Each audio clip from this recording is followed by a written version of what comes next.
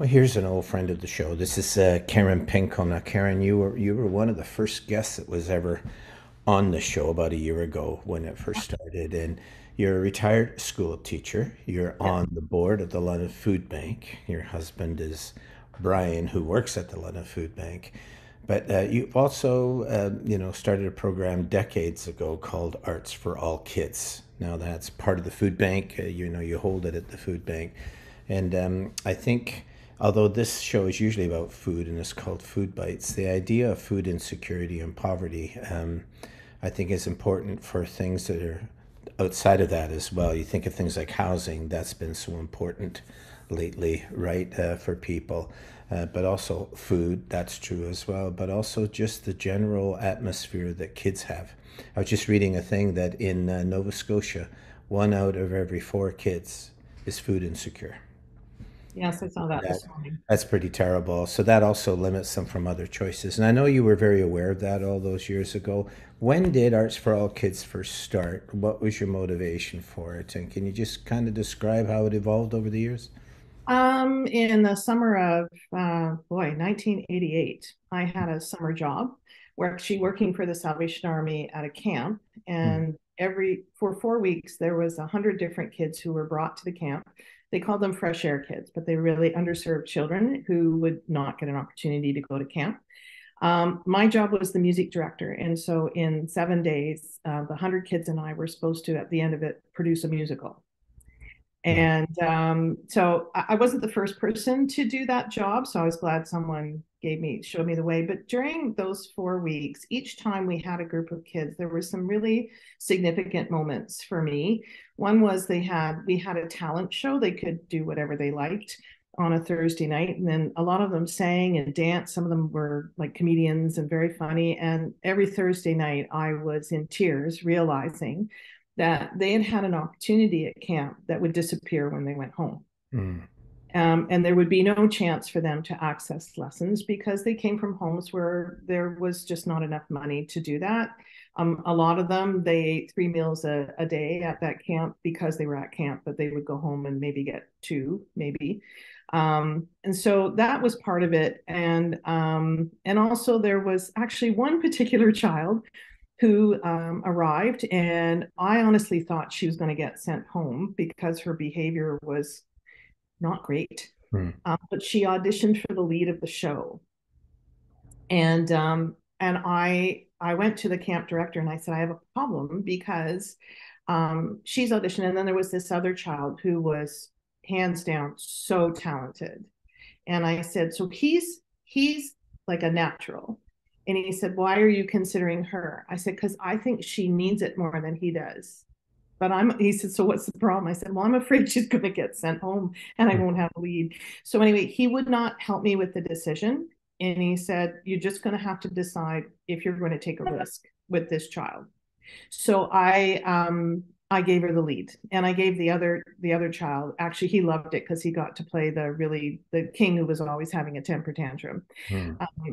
And instantly, and I mean instantly, this child had a personality change. She arrived for her first session with me, giggling. She tripped up these few steps into the rehearsal hall, and I thought, oh, here it comes. The air is going to be blue. And she just went, oh, I'm so clumsy. And all of a sudden, this little girl was standing in front of me. And my university roommate was with me at the camp, and I couldn't stop talking about her. And I said, just because someone said, here. Hmm. And I've always been a big believer in the arts. And so when I came home, I kept talking about this and wouldn't it be great for kids to have this kind of opportunity? And actually, it was you that said, why don't you stop talking and just do something? So I Hmm. said, well, how do I start? And we talked about it. So we moved my grandmother's piano into the basement of the food bank, then in amongst the crates of food and I the, remember that. Yep. yeah. And a friend said, I'll do it with you. So, and then when I was volunteering, I would ask people if their kids would be interested in piano lessons. And the first, I don't know, 6 families said, no, why would I want to do that? Hmm. But after that, and it was mostly families who were new to Canada. And so we started with 6 children, and my friend would have 3 of them upstairs and do theory games and singing songs. And we did a lot of singing with them because they were trying to learn English. And then three of them, three little bums on a bench in the basement having a piano lesson all at the same time. But within a year, we had 24 kids. Mm. And then we needed more space, so we were temporarily housed in a church down the street from the food bank. And then it just became, well, we needed to come home, and you opened the door and said, "You're already part of the food bank, just come home." And we've been with the food bank ever since. And now we service, and then people started appearing. So it wasn't just piano. Somebody called me, the first person said, "I'm a poet, and I would like to teach your kids poetry." And I thought, well, this should be interesting, which shows my ignorance in that. The kids loved her, absolutely loved her. She'd come through the door and they'd yell, "The poetry lady is here," and run up the stairs. We had odd one-offs. My hairdresser was really interested. She came in one Saturday and did their hair. Every kid, and what it kind of made me nervous because she cut some of their hair, and I was like, okay, Yeah. we didn't tell the parents this was happening, but the kids were just, they were so happy. And then somebody appeared, said, "I'd like to do visual art." And so I just kept saying yes to what we could. And all of a sudden the kids were getting exposed to things that they hadn't had, this kind of thing. But the biggest thing was that they were getting lessons outside of school. Yeah. Yeah. And I got a call from a teacher, one particular friend of mine, and he just said, "What are you doing?" And I said, "What do you mean?" So there were two particular little girls in the program. And he said, "So these two little girls, the best I can say is they're not nice little girls. But all of a sudden, they have done a 180, and we have been racking our brains trying to figure out what has changed." He said, "They're coming into my room and asking for manuscript papers so they can sit on the tarmac at recess and draw music notes Mm-hmm. on that. They're asking me to practice piano in my room." He said, "The only thing that we can find that has changed in their lives is that they're coming to your program." Yeah. So I spent the first 5 years of my life in Scotland, and it was after World War II. And my dad was Canadian, my mom was Scottish. They met during the war. They got married then, and then my dad was badly wounded and was sent back home to convalesce in Canada. So I didn't see him for the first 5 years of my life. But I remember coming over with mom from Scotland, and just in time to get into grade one. And I had a heavy brogue, Scottish brogue, and everybody was always making fun of me. It was very difficult for me to settle in. And then I remember for the next few years being highly introverted. My mom had to go and speak to teachers and stuff. And then they did a Christmas play at the school, the elementary school, Wildwood Elementary in Calgary, and I got the job as the doctor who had to come in and take care of Santa Claus. And I didn't have all that many lines, but I remember I came out, and I remember my very first line was, "Well, well, well, what's the matter here?" So I hammed it up the absolute best I could, and the place just broke right up. And I remember that to this day is probably the first time that I realized I was able to get outside of myself, and Mhm. other people were recognizing me for that. Um, my family wasn't well off. It was difficult in Calgary in those days, and I was very much aware that I wasn't in on the other things the way that other kids were. But then by the time I got into high school and high school plays like Oklahoma, the Mikado, South Pacific, I really found myself in those times, and yet my economic status had not changed. Mhm. But somehow I had come together. And if Mhm. it hadn't have been, I think, for music, that would not have happened. My mom was very musical, so was my dad, but I was never really able to pursue that because they couldn't afford lessons or Mhm. those kind of things. And then I remember when you first talked to me about, bringing in kids from more marginalized families in London who couldn't afford lessons or whatever it is. I took to that right away, Karen, because I understood what a difference that made to me. Mhm. What's your view of that as a teacher? I mean, you were a teacher for a lot of years, and now you're still doing Arts for All Kids. But is it your sense? Is it the same? The kids come alive when they discover themselves and their own creative opportunities. You're there when it happens. But do you sometimes pick up that moment when it happens, or is it just more of a general awareness? Some kids it's a gradual thing, but whatever school I taught in, and I do see it in Arts for All Kids, you can see when they find quote their people, or they discover that there's a new way to communicate, and they feel better about themselves. as a teacher, my philosophy always was that to get as many kids involved as possible, but also to teach them that through the arts, things that we need in our citizens now. So working together, taking a risk, shoring up the weak link. So instead of like teasing or making fun of a child who's having difficulty getting to what we need to do, you need to come alongside. I saw kids take a leadership role and come in with their friends, say, I'll come and practice with you. Or kids who, I was telling a story yesterday about a little girl who wanted the lead in a show I was doing, very, very shy. And unfortunately, the audition, she could barely get the words out. It was so quiet. And her mom happened to work with me, and I said, I know she wants this, and I can't give it to her, but I promised to give her a moment. And she's the kind of kid that I always waited for. So for 6 months, we worked on her yelling one line, "It's a raid." And it was quiet, quiet. And the cast was, they were very supportive of her. And 2 weeks before the show, I thought this is going to be the quietest yelling we're ever going to hear. And all of a sudden in rehearsal, she just screamed out, "It's a raid." And the whole cast burst into That's applause. great. Yeah. So those moments are so important for kids on It's both funny. sides. It's funny because when you look at food, and you know this because you've been on the board for some time of the food bank since the beginning, and we talk about food and kids, and if they don't get proper nutrition, it affects their sleeping patterns, their retention, all of those kind of things. That's why school breakfast programs and things like that are so important.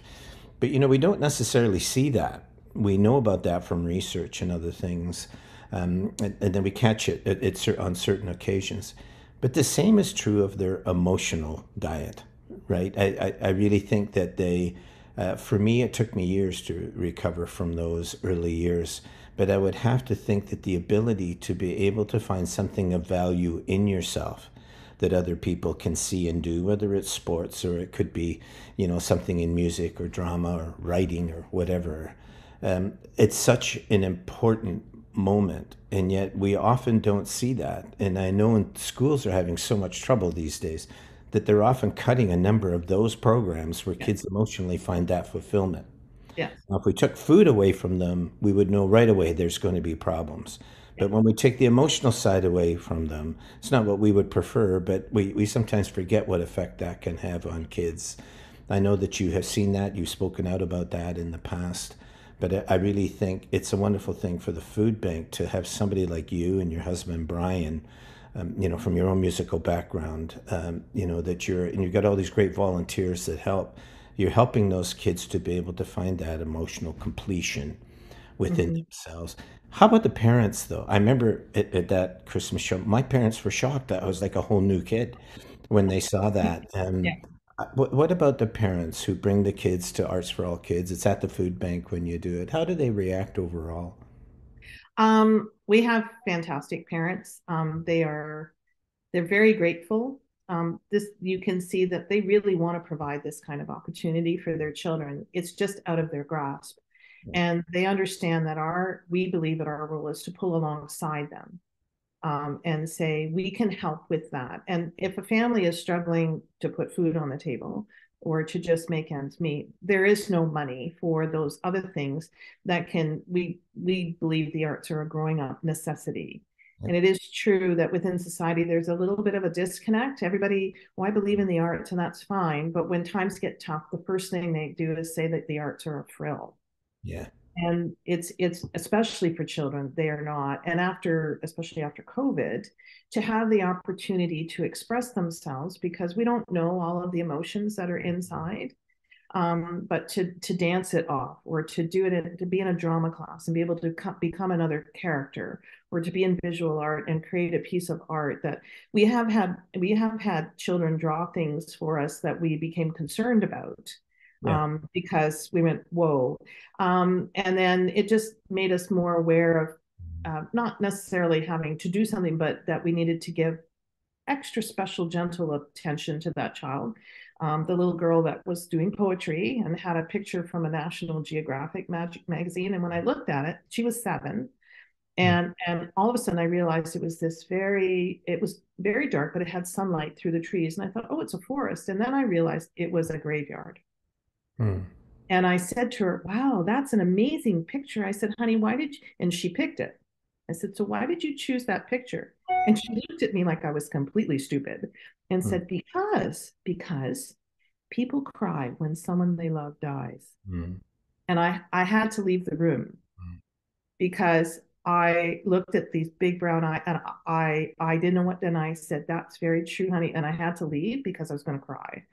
Yeah. But the poetry teacher heard it and immediately sat down beside her and say, so tell me what you're thinking when you're writing your poetry about this. Like there was just an opportunity just to share Yeah. and through something, unobtrusive. And I think in our schools and outside of our schools, there are studies now that are showing the impact, not just of the arts in school, but of extracurricular lessons, Yeah. and the change that makes for kids in their lives. So I think both are very important. I met with some teachers from the Thames Valley Board last week, and we had a big discussion about that. And Mm. they are all arts teachers, and they understand the need to provide to try to find ways to at least show their kids there's an opportunity outside of what they are already doing, which is phenomenal. So yeah, I think it's a different kind of expression, and in a lot of ways, it's safer Yeah. language. So, um, Aaron, how many volunteers do you have, and what sector do they come from? do you mean socioeconomic, or are you talking about? No, Um, no, just like, are they teachers themselves? Are they musicians? we have a variety of folks. So we have high school students, and usually with our high school students, they come to get their volunteer hours and they don't leave because they fall in love with the kids. Mhm. We have university students. Many of them are either headed into a serving career. I get lots of potential doctors and dentists and nurses, a lot of medical people, lawyers, future lawyers, and they as well come and stay. But they're there to be part of the community, but to share some passion. And all of them have the same story about how they were able to have lessons and how important that was to them. And then they meet the kids, and the kids are so excited. And Mhm. then we have people who are just from the community. Most of them are artists of an avocation. So this is a passion they have, but it's not necessarily how they make their living. We've had retired teachers. We currently have two retired teachers who are phenomenal. So there's a wide range of them, and they stay connected. And actually, it was kind of fun. Brian and I got invited to a wedding of one of our volunteers. And she's just always stayed connected to the program and brought her sister and her cousins and everything. So it's they come from we now have volunteers from who are new to Canada, which Yeah. is becoming more important because our demographic is changing. We're getting far more families that are new to Canada, so the language barrier is sometimes an issue. So that's helpful to us to have somebody who can speak Spanish and say, okay, can you help me here? Because I want to make sure mom and dad know what's happening. Yeah. So yeah. Is it hard to do these kind of lessons? Like, what is it that you teach the kids? What Oh, disciplines? I guess we're kind of loosey goosey. It's not like school where it's a prescribed curriculum. We usually talk to the volunteers and ask what their passion is. So in the visual art room, one year we had a lead teacher who was a, a painter and a sketch artist. Hmm. And so she taught the kids how to sketch.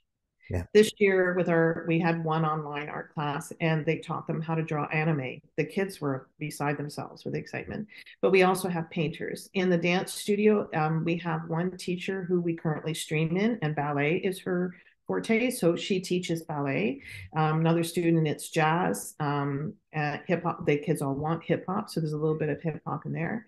The drama is about acting skills more than putting on a show, although they usually get to do some little play. But they do a lot of trust games and getting to know you. And there's a lot of, it's the loudest room we have, a lot of laughter, a lot of cheery things. The piano, the violin, and the guitar are a little more prescribed. The piano, we follow the Fletcher beginner book and then take the kids through the steps, and they get a sticker on a sheet of paper for every piece that they accomplish. Our violin teacher has her own program that starts the kids from beginning. It's Suzuki based. Hmm. And then in the guitar, we really try to do chord structure so that the kids can have the immediate ability to play their guitar and sound good. Yeah. Main thing is success. Yeah. So, and we don't um, some people think we should push them to do more, but our real goal is for them to enjoy it. And we keep our eyes out for that kid who becomes completely dedicated. And we have tried to find people to support those kids, the dancer or the pianist or the violinist, and see what we can do beyond what is offered in the program. Yeah. So you have to resource all of this somehow. So, I mean, you're able to do it all at the food bank each week, which is great. We don't charge you rent or anything, but you've got to pay for all of these other amenities that come along with Yeah. those kind of disciplines. And I know that one of the things that you use for doing that, and Londoners have been very generous that way in supporting Arts for All Kids along with organizations. But I know that, and I see the poster behind you there, but every year you do this thing called, I presume you put it there on purpose, but you I do this did. you do this thing called Broadway with a Twist. Now that's coming up shortly, but just before you get into what it is, can you just give us the date and then we'll repeat it at the end? It's Sunday, May 28th at 7:30 at Wolf Performance Hall. Yeah, And tickets are available through the Arts for All Kids website, which is just arts, the number four, allkids.ca. yeah, And you just scroll down and look for Broadway with a Twist, and you can get your tickets. Um, um, and we would love to have more people come. yeah. Well, we'll be there, and I'll put that information here on the screen. But I do know it's not Broadway. It's Broadway with the Twist. So you Yes. have all sorts of different little things that go on that are totally unexpected. And I can see that the performers themselves, who are adults from different sectors, are really, they're quite engaged. I mean, they love doing these things in a different way. How does it work? How did you come up with that? And how does it work for the performers? Well, I actually had seen in New York. Brian and I have been in New York to see some shows, and we happened to be there when they do Broadway Cares, which is a fundraiser throughout the theater community, and they raise funds. But they sometimes have big shows, and Mm, they would do this. They didn't call it Broadway with a Twist. I can't remember what they called it, but all the money raised went towards, for a long time, as AIDS research. Sometimes it goes to the fund for when actors get sick and yeah. need financial support. But saw some of these videos on YouTube. I just thought it was hilarious. Mm, And I'd always thought that that would be so much fun because I'd never seen that happen here. So it's I won't get into the whole story of how it kind of came about, but I went to Brian and I said, so what do you think about this? Because this is totally dependent on him, since he's our music director. He does all the arrangements, he creates the program. It he's a really, genius. He's yeah, a genius. Yeah, that's yeah. right. So he went, yeah, because he loves Broadway and he loves to, it's his hobby. He loves to arrange music. And then we started asking local performers who do a lot of community theater Yeah. musicals. And we also pick people who we know nobody can not sing. Because to do this, to go through a night of, wow, that was really terrible, would not be fun. Mhm. So they get to sing solos that they would never normally be allowed to sing. So they're the wrong gender or they're the wrong age for the show that it's in. Or Brian takes a number and it's supposed to be a solo, but he turns it into an ensemble number. Sometimes it's just not right. Mhm. Depending, and Brian actually tailors it to the singers that we have performing with us. So the pieces are picked very carefully. This year, we're really excited. Again, we have three kids who are attached to the program. They're teenagers now. So we have two who came through. We tried just before COVID to do a musical theater program. Now, at the moment, we've got that on pause because COVID kind of affected that one. Yeah. But those two kids are in the show. And another one who we found out, we were able to find a scholarship for her to pursue some dance lessons. Yeah. So we have one of our kids who's going to be in the booth with me handling all the lights.